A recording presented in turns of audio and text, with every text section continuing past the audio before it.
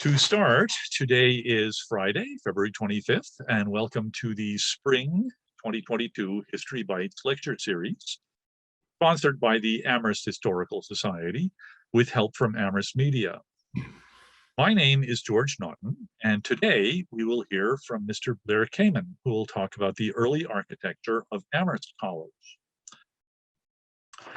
Mr. Kamin is a graduate of Amherst College, class of '79, and is a former architecture critic for the Chicago Tribune. He's the author of the new architectural guide to Amherst College, Amherst in the Beginning, the Making of an Academic Acropolis. And from his book, he says, founded in Western Massachusetts some 200 years ago, the 1,000-acre campus is a living museum of architectural history, bearing the imprint of distinguished firms in architecture and landscape architecture. Frederick Law Olmstead, McKim, Mead and White, Benjamin Thompson, Edward Larrabee Barnes, Shepley Bulfinch, and Michael van Valkenburg.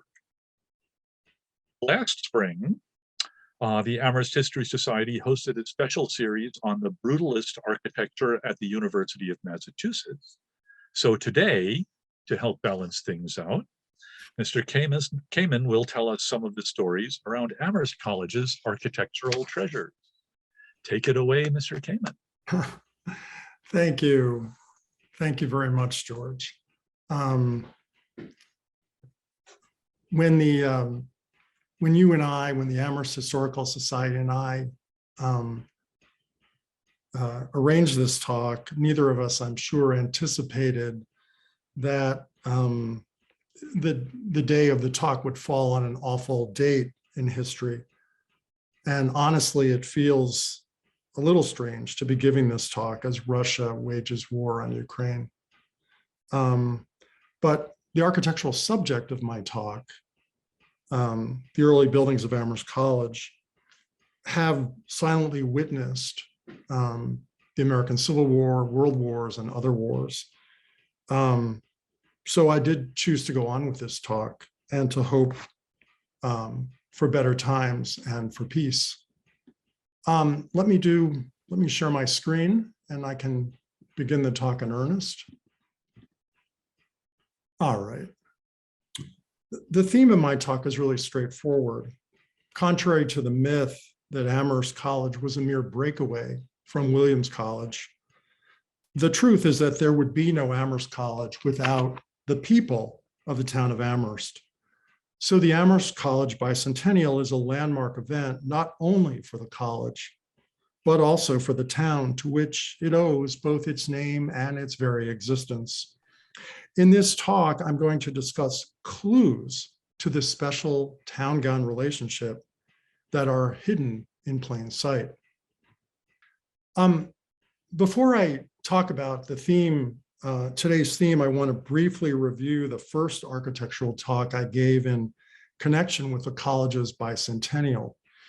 And from the town's perspective, that first talk might well have been titled How Amherst Pelham Regional High School Teams Got the Nickname Hurricanes, even though Amherst sits a good 100 miles from the Atlantic coast. In that talk, I discussed how the Great New England Hurricane of 1938 and World War II, which produced banner headlines that resonate anew today, were pivotal moments for the design of the Amherst campus. The hurricane wiped out the old college grove, an alley of maple trees, which you see here on the left, that ran on an east-west axis from the back of Johnson Chapel to Amherst College Church. The disaster gave Amherst a chance to remake the main quadrangle on a north-south axis that recalled the floor plan of a French Gothic cathedral. The quad has a wide open space like the main aisle of a cathedral nave in the center, and narrow tree-shaded spaces like the side aisles of a nave on its flanks. The nave of this cathedral of trees culminates not in an altar, but in the college's beloved war memorial, which honors the 142 Amherst men who gave their lives in the First and Second World Wars. The memorial's circular geometry and its extraordinary panoramic view of the Holyoke Range evoke ancient Greek theaters. It is a theater of remembrance, not a theater of performance, a place to contemplate everything from one's innermost thoughts to the state of the world.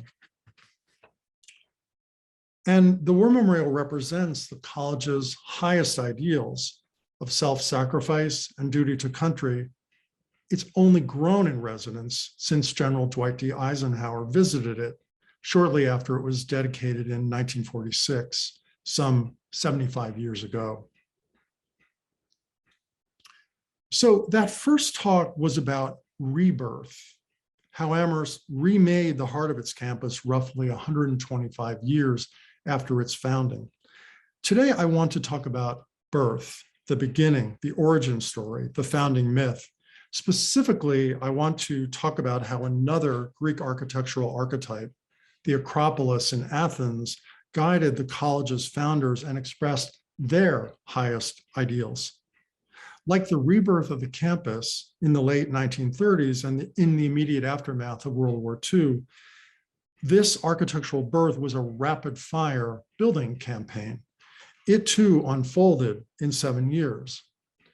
From the building of the college's first building, South College, in 1820 and 1821, to the construction of its architectural twin, North College, in 1823, to the dedication of Johnson Chapel, the Greek Revival centerpiece of this academic acropolis, in 1827. This architectural story and the uninterrupted flow between campus and community, as you can see, there are no gates separating town from gown. These things tell us two important points worth recalling as we celebrate Amherst College's bicentennial. First, unlike Harvard, whose Johnston Gate you see on the left, Amherst began as a community enterprise without the backing of the state of Massachusetts or a wealthy patron. And second, Amherst founders, lacking material wealth, compensated with visionary planning and elemental architectural simplicity to make the most of their extraordinary hilltop site. Yet there is another side of the story that has been de-emphasized quite intentionally, one suspects. It is how one of the college's founders obtained a deathbed promise from a thrifty, childless Pelham farmer to donate his fortune to fund the construction of a college chapel, even though that farmer had absolutely no connection to the college. Later in the talk, I will tell you more about that farmer, Adam Johnson, and the under-recognized Northampton architect, Isaac Damon, who in all likelihood designed the chapel that bears Johnson's name. First, let's deal with and dispose of the persistent myth to which I alluded at the top, that Amherst was a breakaway from Williams College. Now, admittedly, there is a grain of truth to this narrative.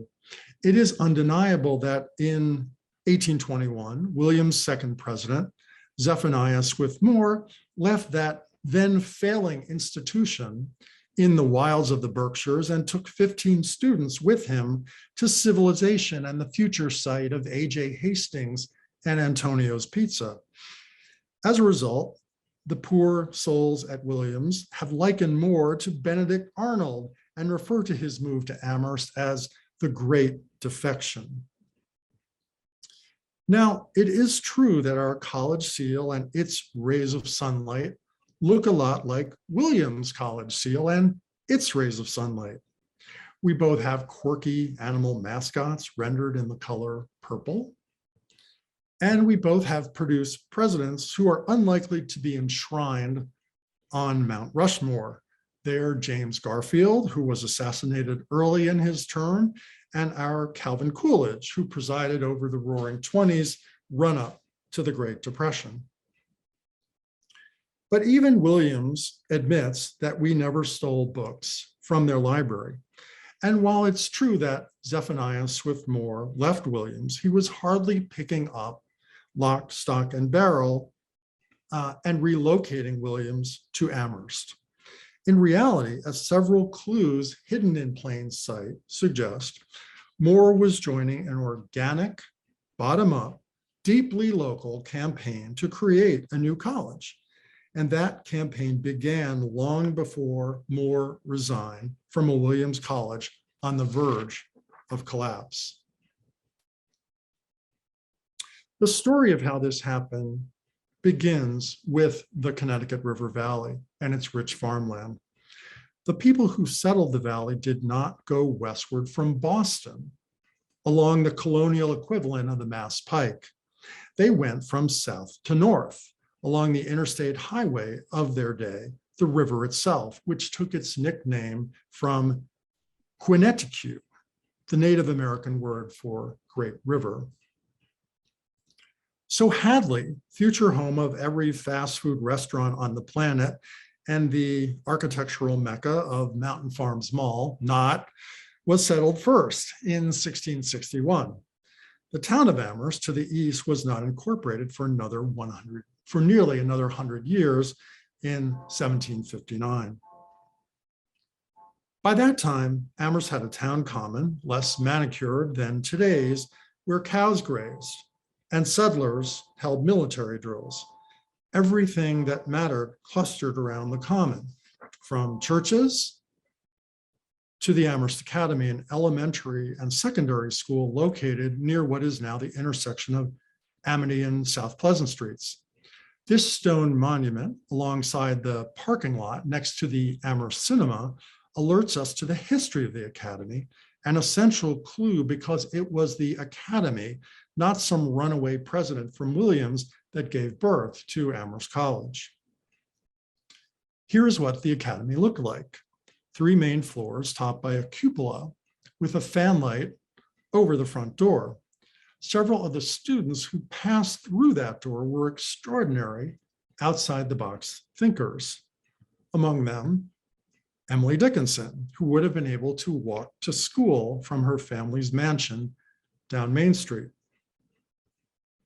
Mary Lyon, the founder of Mount Holyoke College, and like Dickinson, the subject of a US postage stamp. It's amazing that a tiny school in Amherst would produce 2 graduates with their own postage stamp. Another Amherst Academy person, Helen Hunt Jackson, a childhood friend of Emily Dickinson, who went on to expose the nation's shameful treatment of Native Americans.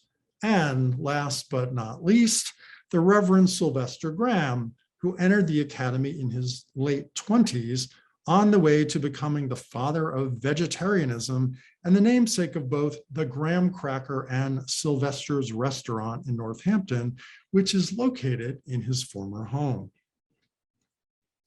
Now, 2 trends put wind in the sails of the Academy's founders as they worked to establish Amherst College. As you can see in the chart on the left, the town of Amherst was growing fast and presumably prospering in the first decades of the 19th century. And the Second Great Awakening, with its outdoor revival meetings on the American frontier and strength in the congregational churches of New England, sparked a religious revival that led to the establishment of many colleges and seminaries, including Amherst. Among the founders, one stood out, the great lexicographer Noah Webster. By the time Webster moved to Amherst from New Haven in 1812, he was already famous for a dictionary that championed the American version of the English language. Significantly for our purposes, Webster served as president of the Amherst Academy's Board of Trustees in 1820 and 1821, the crucial period when the people of the town of Amherst and those in surrounding communities joined to form Amherst College. No John Harvard rained money down on what was initially known as the collegiate charity institution. Local people were asked to subscribe to a charity fund that would pay the tuition and rooming expenses of what the college called indigent young men of piety and talents for the Christian ministry. A man named Thomas Bond Jr. pledged $150 in 1819 in this record signed by Rufus Graves, one of the college's founders. The college kept a ledger that recorded subscribers' names, their place of residence, and their annual contributions. These givers, as you can see, were all from Conway. This was the early 19th century version of crowdfunding. Note the tiny amounts, $1, $2, $5, small, even when adjusted for inflation. Another local donor, Colonel Elijah Dickinson, a veteran of the Revolutionary War, gave an absolutely necessary feature for the establishment of the college, the land on which it sits. And that leads us to the second clue to Amherst's founding that is hidden in plain sight, Dickinson's handsome federal-style home, which is now Amherst's admissions office. It's lovely, symmetrical and self-assured with white clapboard, dark green shutters, and a delicately articulated front porch topped by a Palladian window. The names on Dickinson's family tree, Moses, Aaron, Thankful, Mercy, speak to the family's piousness and hint at the colonel's zeal for religious education. In 1818, he made an extraordinary gift. He deeded to the Amherst Academy trustees about 10 acres of his farm on the condition that a college devoted to preparing young men for the ministry be established within 3 years on the premises. It's sad to note that Colonel Dickinson died 6 months before the college's founders laid the cornerstone for Amherst's first building, South College, in 1820. Had Dickinson lived another 10 years, he presumably would have been enormously proud to see the academic acropolis that materialized on what had been his farm. Now, how did that transformation occur? Well, we get a glimpse from the third clue that's hidden in plain sight, and it's found inside this intimidating mass of stone, Morgan Hall, originally the Amherst College Library, and located next to the president's house. Inside Morgan Hall's lobby is this Wpa Style Mural, the early days of Amherst College, done in the early 1940s by fine arts students under the supervision of their professors. The mural portrays the beginnings of Amherst.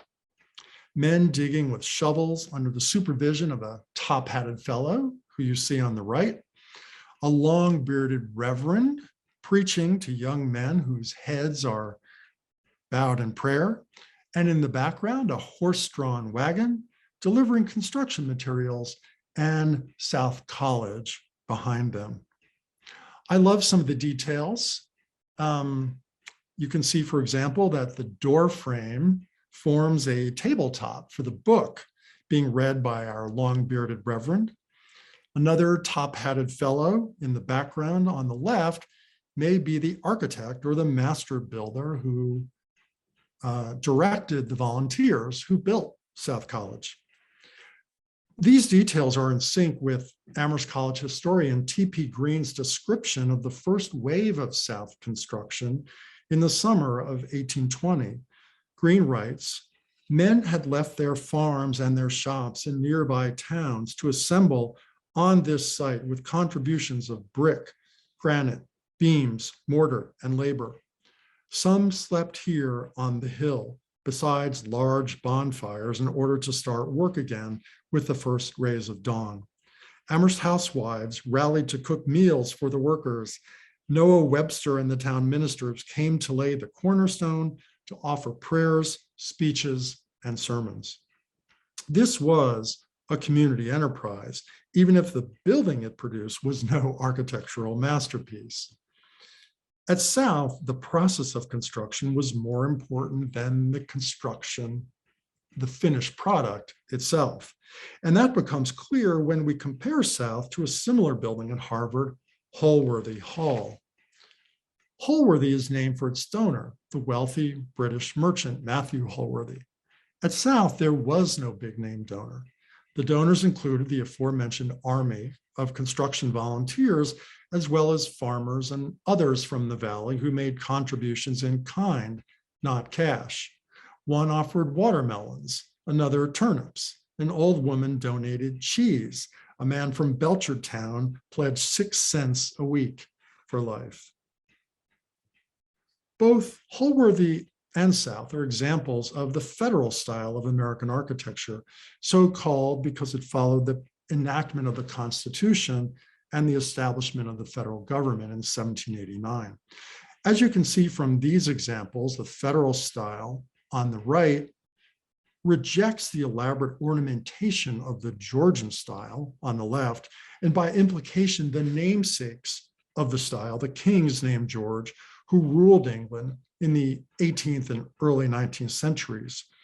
The exterior walls of federal building are both plainer, P-L-A-I-N-E-R, than their Georgian counterparts, and more planar, P-L-A-N-A-R, i.e. flatter and less sculptural.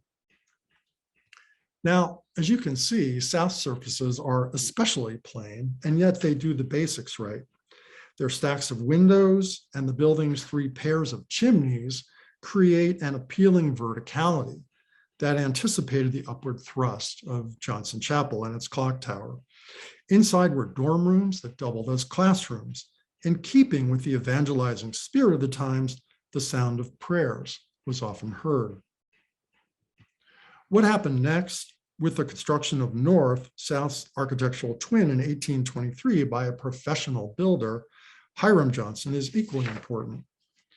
Rather than placing North next to South, the college left an open space between them, anticipating that Johnson Chapel would fill the void. So Amherst grew not by accretion and happenstance, but was guided by a plan that made the most of the college's limited resources. As built, College Row would combine with its hilltop site to endow the fledgling institution with a commanding presence that far exceeded its actual size. Like Yale's earlier brick row, which may have served as a model, College Row was the face of the institution. But unlike the Yale Row, which faced the flatlands of the New Haven Green, the Amherst site is still there. It helps give the college one of the finest collections of early higher educational architecture in New England, rivaling that of Harvard. So how did we get there? How did an institution with precious little money build an architecturally ambitious centerpiece of this College Row Johnson Chapel? Well, one of the central characters in that part of the story is Samuel Fowler Dickinson, Emily's grandfather and one of the leading founders of the college. We have no portrait of Samuel Fowler Dickinson, but here we see his signature beneath that of Zephaniah Swift-Moore on an 1822 fundraising letter.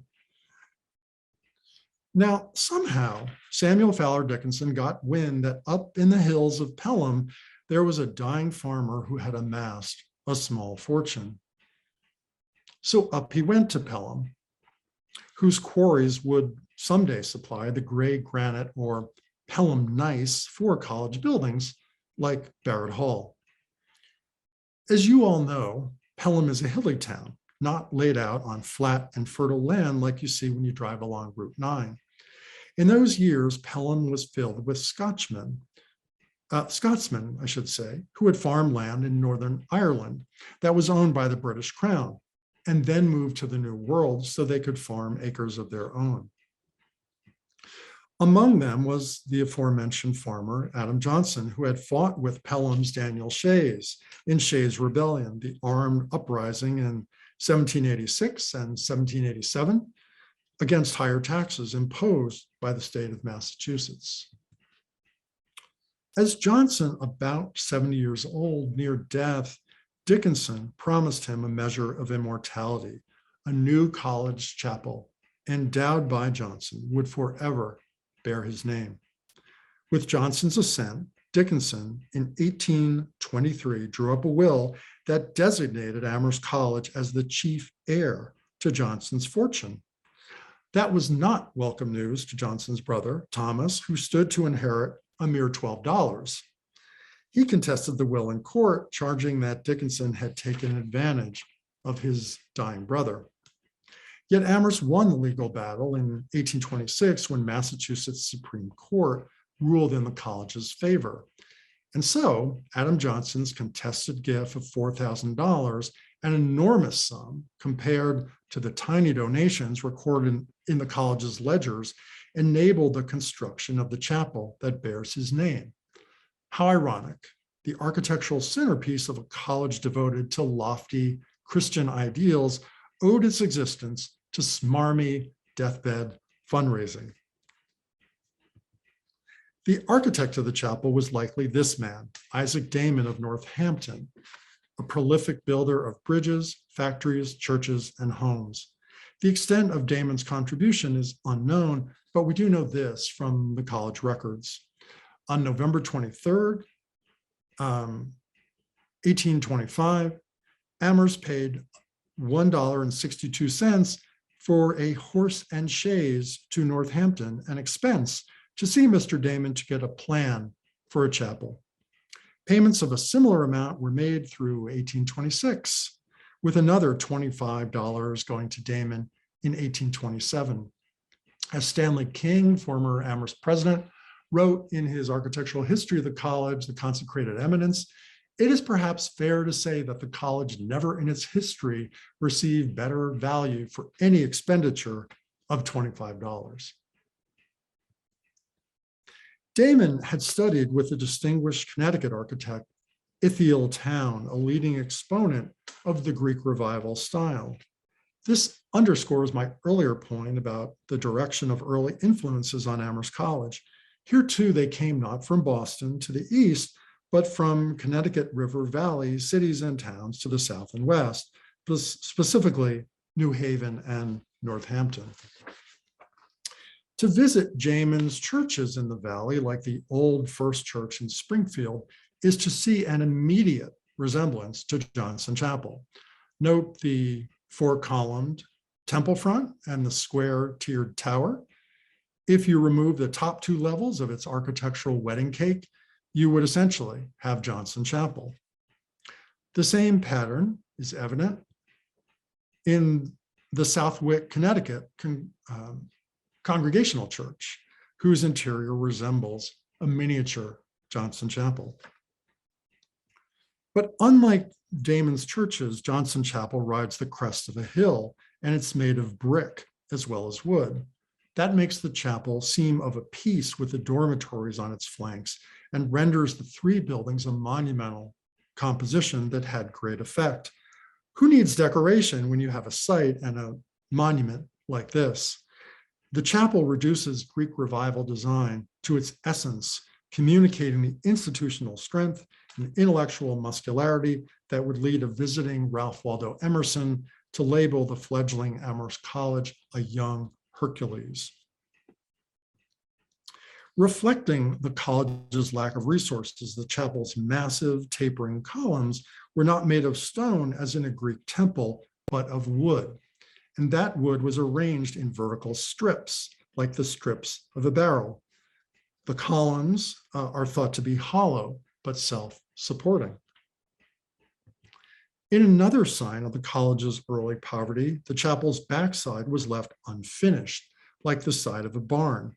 It would remain that way for more than 100 years until a Depression-era renovation and expansion by New York architects McKim, Mead, and White that gave the chapel a proper Greek Revival eastern side. McKim, Mead, and White's expansion also lent new elegance and spatial complexity to the chapel's interior, especially its eastern end. Today, this space is Amherst's premier interior.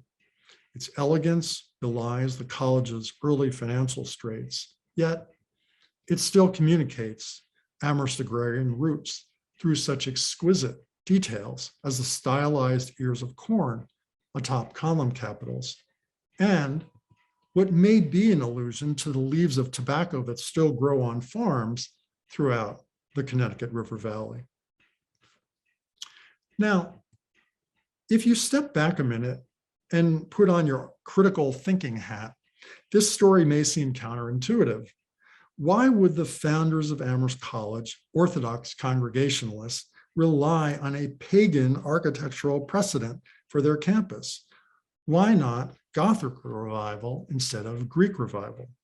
Well, for starters, Greek revival was the prevailing architectural style when the college was founded.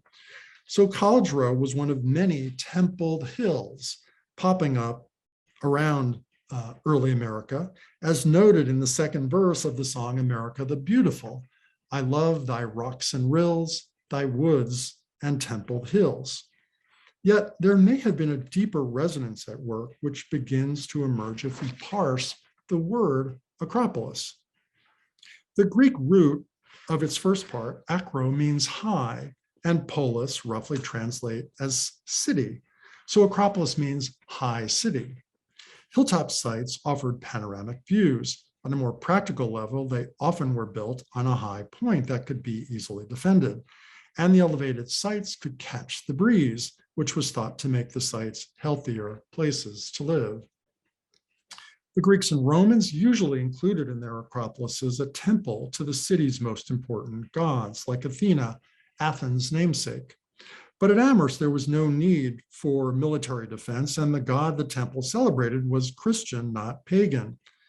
So my view is that the founders of Amherst likely viewed their academic acropolis as another form of defense, a citadel of Christian virtue amid the miserable, unvirtuous world of early 19th century America. Consider the almost militaristic, crusading language of Heman Humphrey, Amherst's second president, when the chapel was dedicated in 1827. Upon these heights of Zion, Humphrey thundered, may the banner of the cross ever wave. To us today, living in a more secular world, Johnson Chapel is more likely viewed as a temple of wisdom than a temple of Christianity. So our understanding of this academic acropolis has shifted over time, which should come as no expense, as no surprise. In my first lecture about the college's architecture, I examined how views of Amherst War Memorial had shifted over time.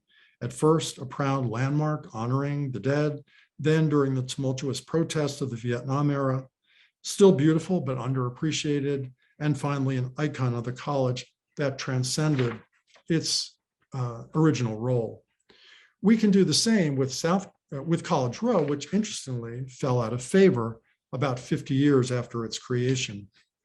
In the Victorian age, Amherst leaders associated the Row's simple brick buildings with the proliferation of smoke-belching mills that were scarring the pastoral New England landscape.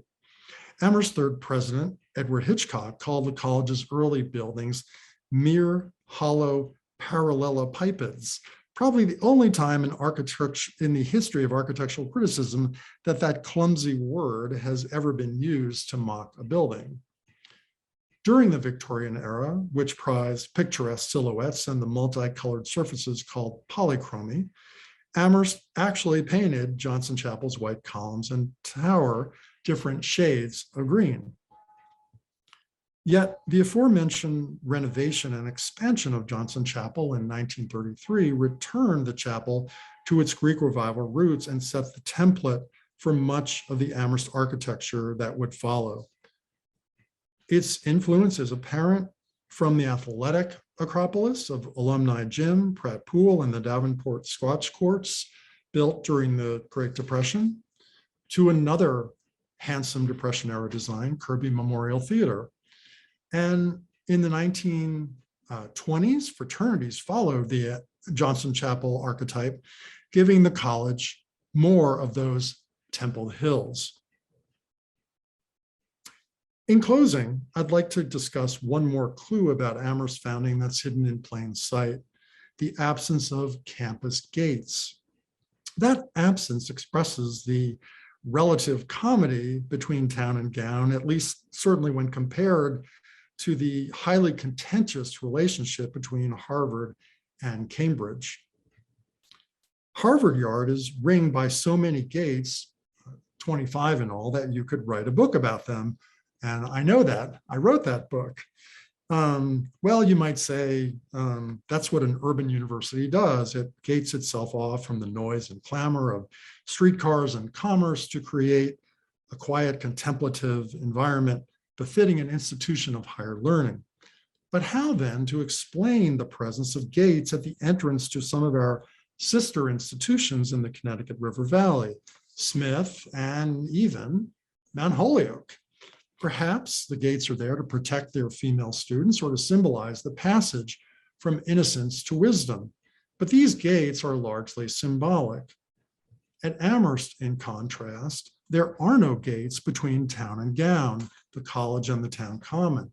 The lone exception occurs at Pratt Field, where gates were built in the 1920s to ensure that fans would pay admission to watch the newly popular game of football. The absence of gates is the final clue that reminds us to Amherst's origin story, that it was a homegrown institution founded by visionaries like Noah Webster, that it grew directly out of the Amherst Academy, that local people gathered on a hilltop offering labor and materials to build the first building of their academic acropolis, and that a little-known Northampton architect and a childless Pelham farmer bequeathed to the college its most influential architectural monument, the Greek Revival centerpiece of College Row. Today, with the main entrances of North and South facing the main quad of the Amherst campus, rather than facing outward to the town and to the Connecticut River Valley, as they once did, it's easy to overlook the magnificence of College Row. That row was the memorial hill of its day, the face of Amherst College, its proudest achievement, a Christian citadel based on a pagan architectural precedent. It is ironic that now, 200 years later, Memorial Hill has come to overshadow College Row. Today, who walks College Row and remembers the burst of construction that once transpired there? Who remembers the townspeople, earnest, religious, public-spirited, who made College Row happen? This Amherst bicentennial year is the right time to remember them and the miracle that they wrought. Thank you, and I'd be happy to take questions. And as we filter back in, we have 38 people here, so I don't know if people want to submit questions to chat or if we want to try raising hands.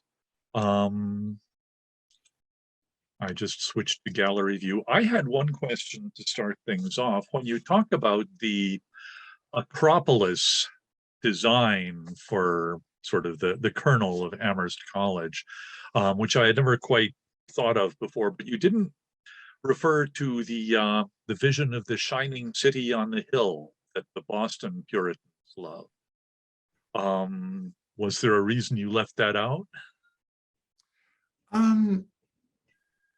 I think that there's certainly a similarity, but that precedent really rarely comes up in the college's archives. I think that the college's founders had similar religious aspirations as their Boston counterparts. But theirs was an educational institution, not a city. Remember, Harvard wasn't founded until several years after the Puritans arrived. So I think there's, certainly one could look at certain aspirational similarities, but ultimately Amherst College's Acropolis is different from a city and from the town. It's really what the Greeks saw as a kind of sacred precinct,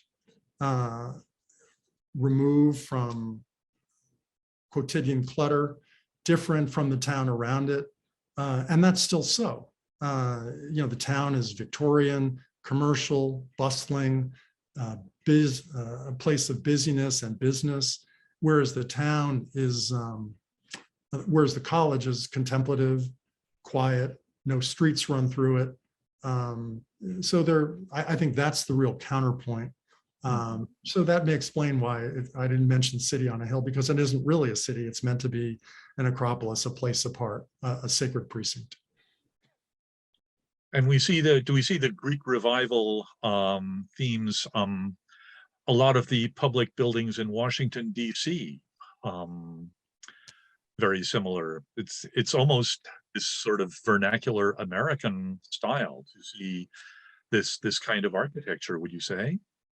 Yeah, absolutely. I mean, there's certainly many historians have observed that Greek revival really resonated for in early American culture. You see that in both the templed hills, to which I referred, and also in the place names of, say, in upstate New York, Syracuse, and other towns named for with reference to ancient Greece. I mean, Greek revival was a style that also, occurred in Europe. But it had a particular resonance for the United States because it, referred back to the struggles of the early democracy in ancient Athens. And so therefore it has become in some ways, our kind of de facto national style. You see it in, the National Mall, and many other places. It's significant, I think, George, that Amherst had Amherst been founded 40 years later or 50 years later, say in the 1870s, the college would look a lot more like Mount Holyoke. It would be dark, Gothic, made of stone, not brick and wood. So the founding of Amherst is very much a product of its time, and has really created a kind of DNA that has repeated. If you look at buildings of the college around the town common, for example, you see 4 columns, white porches, gabled fronts. That all goes back to Johnson Chapel. I see we have some raised hands. Elisa, can you unmute? Yes, thank you. When I first moved to Amherst in 1970 and rented a room in someone's house to be a grad student at UMass, as soon as I had my belongings stashed, I headed into town and over to Amherst College because I could see that it had a very attractive campus, and fell in love both with the view of the Mount Holyoke Range. And I had just come from Illinois, so I was so happy to see land that went up and had rocks and trees on it, but also with the campus itself and the quad. So I'm very glad to now know something, beyond the mere surface details about it. And I will say that a few years later, I was renting an apartment in a house that was a Greek revival house, of which there have been many in Amherst and immediate area. And it's always a delight, if you're driving down the road, to see another one in a farm, in Whately or something, so thank you. Well, thank you for your comment. Let me just observe briefly that Amherst College and Chicago, both of which I've written about, are polar opposites. We're utterly flat, and we build our mountains. There are skyscrapers. We refer to our skyscrapers as built topography, cliffs, canyons, walls,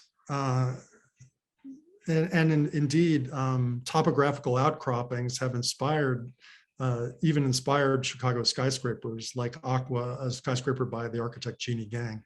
So it's really been fascinating for me to exist in these two very different worlds, which are so unlike each other. So I'm glad that someone from Illinois chimed in. Thank you. And Judith Hudson, can you unmute? Yes, thank you. Could you say a little bit more about Samuel Fowler Dickinson and how his securing that funding was perceived by other people in the town and the college, particularly given the contestation of the will? I honestly don't know how it was perceived. Clearly, it was a matter of controversy. And one can speculate that given the fervor of the townspeople for the establishment of Amherst College, Samuel Fowler Dickinson, despite the rather unusual circumstances of the donation, probably was, if not celebrated, then certainly respected because he was able to get it done.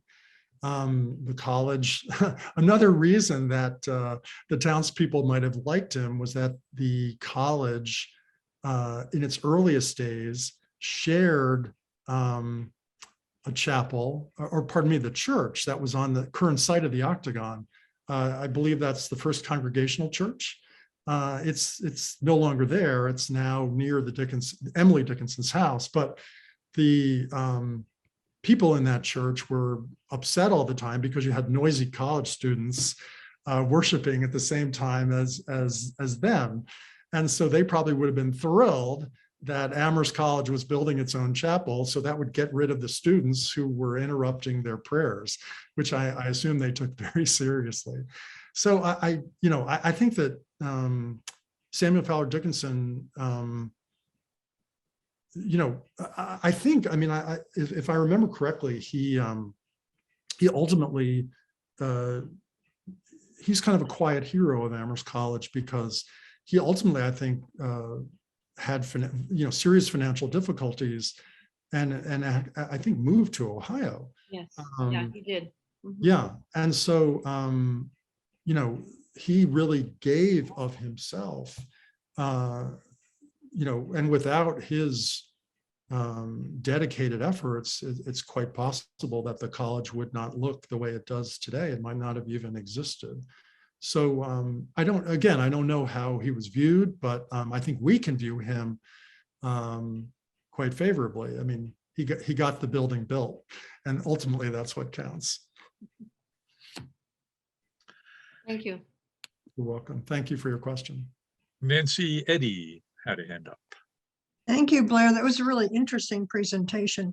Thank you. Unless my memory has gone awry, which is certainly possible, Frederick Law Olmstead was heavily involved in the design of the campus, but I suppose that's after the period that you're really talking about now. But maybe you could mention a little bit about his influence. Yeah, absolutely. Well, interestingly enough,